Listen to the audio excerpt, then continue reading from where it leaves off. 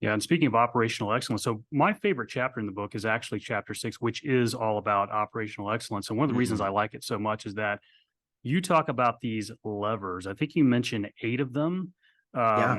when it comes to operational excellence, but I want to focus on just a couple here.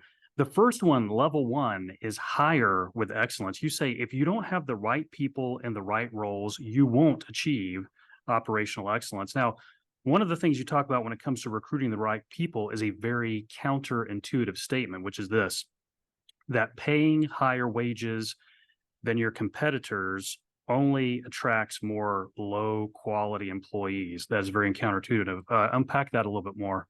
Uh, this was a surprise to me when we discovered this as well. So one of my projects, this was my final project I participated in at Chick-fil-A when I was on staff, was studying the recruiting process, especially for kind of entry-level positions.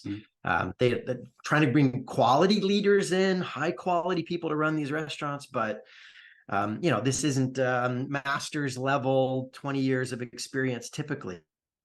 It tends to be a lot of, even teenagers and college kids at the beginning. So how do we get quality people at entry level, and what does that look like? And so we couldn't find studies on it. So we ended up doing our own study, over $1 million over 18 months, testing all sorts of things.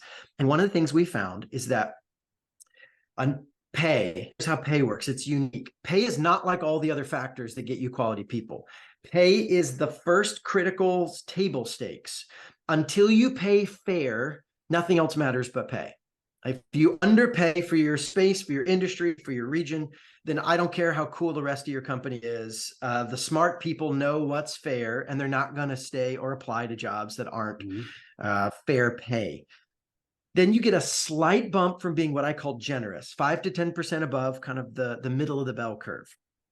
And then after that, there's an inverse correlation. The higher you crank up your pay, the more bad candidates you get. Because one, the quality people know it's fair. And two, what you start driving is people who are coming to you because, hey, this is just a way to make a bunch of cash. And they have a very transactional view of their job.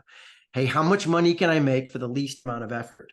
Which is not a great employee experience, which translated to not a great customer experience. And so this kind of very upstream thing results in some very downstream problems where you get people, you have to constantly crack the whip to keep them paying attention.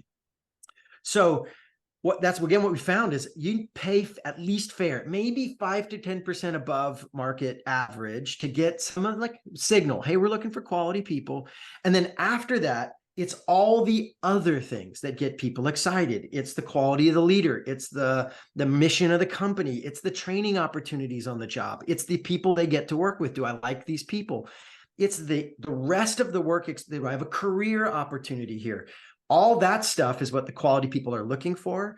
And again, crank the money up. You're going to get quality people, but you're going to get a flood of people who don't care about anything else other than how do I get as much cash as I can in the short term. And that's not the mission aligned people you want, who are like, man, I want to do this with you. I love this kind of work. Again, you muddy the water and make it harder to find quality talent.